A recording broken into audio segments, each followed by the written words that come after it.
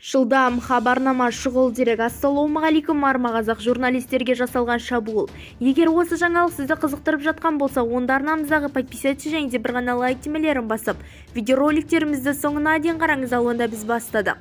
30-дан астам қылмыстық іс қозғалған, 22 адам ұсталды. Жетеуі қазір қамауда отыр. Қалғандарына қоғамдық оқшаулаумен байланысты емес бұлтпау шаралары тағайындалған. Ішкі істер министрі Марат Ахметжанов істің басшысы фигуранттарының бірі Аркадий Клебановпен хабарласынша, ол олигарх Алматыдан тұтқындалғанын айтты.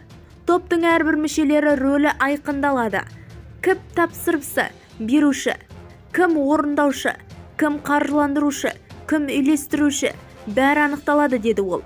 Қылмыстық топ Бриков, Бажникова, Ерғалиева, Ибрагимова және басқа бұқаралық ақпарат құралдары басқа да өкілдеріне қарсы 30-дан астам арамдатушылық шабуыл жасалған.